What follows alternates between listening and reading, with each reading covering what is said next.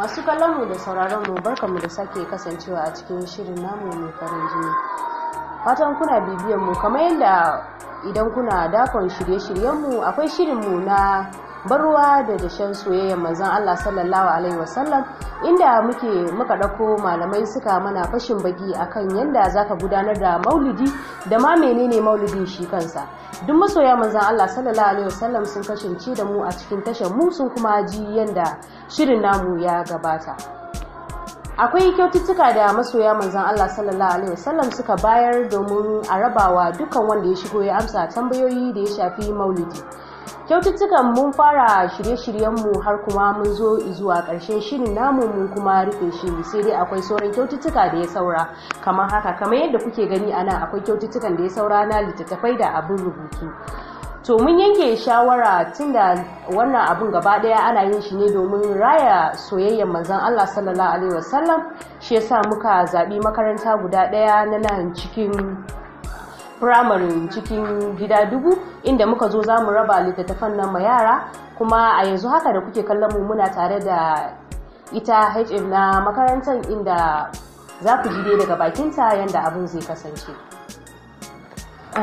Hajiya, masu kallon mu za su so su san sunanki saboda su san me ya kawo mu kamar yadda na faɗa dai suna so su san sunanki da komai gaba daya. To assalamu alaikum, ni sunana na Rabon ne shugaban makarantar Gida Dubu. To a yanzu mun zo za mu raba littattafai, me kike gani shin kin yi na'aman da hakan ko kuma? Mun yi murna sosai, mun yi farin ciki da wannan rana da ya zo gashi nan za a raba ma yara littafi. Mun yi murna sosai saboda dama wani lokaci ma yara akan littafin ma sai ya kasa zuwa makaranta.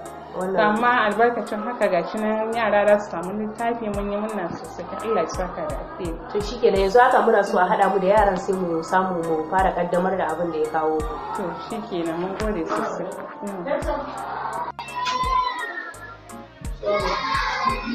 Dana zan da samu kolonto. Ko ɗaya ba zan samu ba.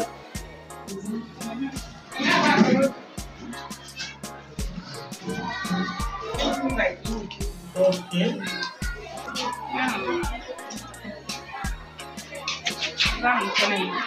Okay. We have English language. What do we have?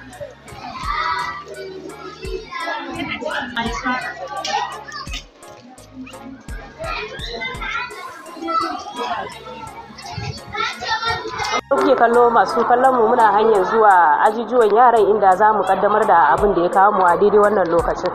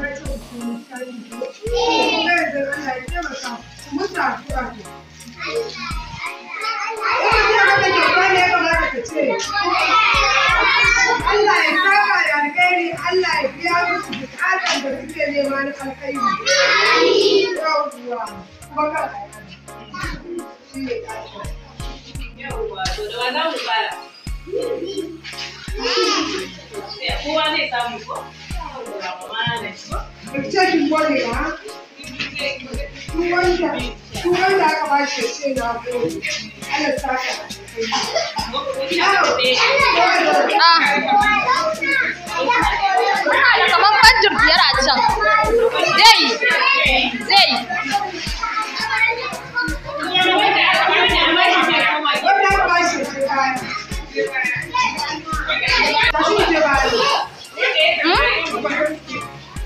gashi in na baki wanda waya kamar ta shi can cikin bongo kowa ne samu amma me yake ba ci wani gode to tashi ku zan zauna ko wanda aka bashi zauna zo ki zauna ke ma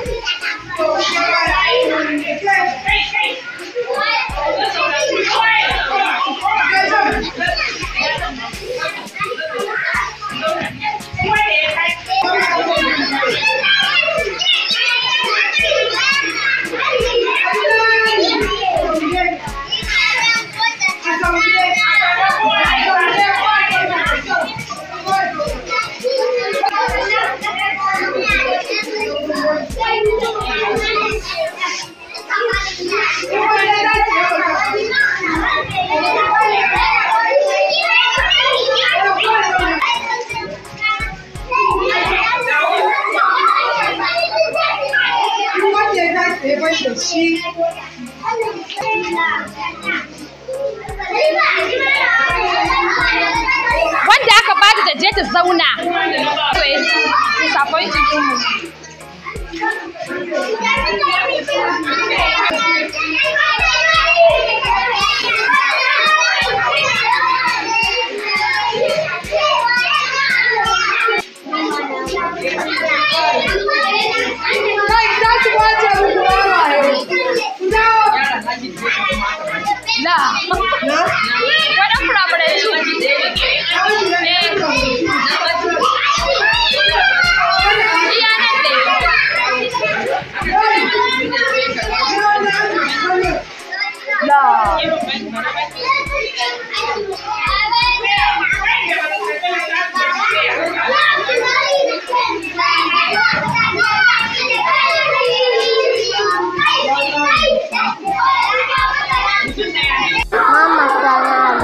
Me sunan makarantar da kake?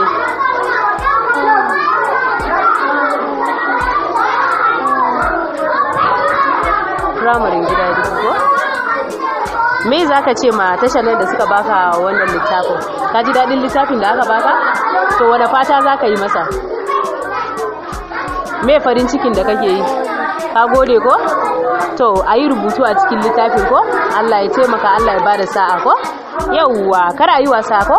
Allah ya bada sa'a. Yawwa Muhammad. Me sunanki? Saida? Me sunan makarantar nan da kike? Gida Dubu Primary. Wani fata zaki wa tashan da ta baki wannan littafin? Tare da mutanen da suka bada gudunmawa, wani fata zaki musu? Allah ya biya su. Kin ji dadin littafi?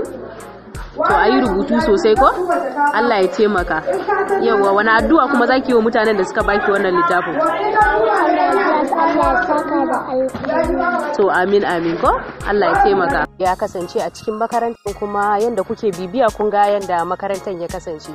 A hakan nake kira da masu hannu da shuni, ko da bai kai ya kawo ba, in dai zaka iya taimaka ka duba hagu da daman ka wani makaranta ne suke neman taimako da kuma tallafi da suke nema, ko da na abin rubutu ko bairo ko ma fensira ko kujerun zama, ku taimaka musu da shi, saboda kun ga yanda abubuwan ya kasance. Hata da uniform za ku iya tallafa musu, ba sai kun zo da kanku ba, za ku iya wakiltan wasu su zo su tallafa su kawo har wannan wuri. In ma tashan mu kuke so ku kawo, za ku iya zuwa kai tsaye zuwa tashan mu domin ku kawo. Kun ga yanda aka raba musu gaba daya. Ku ci gaba da bibiyan mu a cikin tashan namu na A.S.U Media.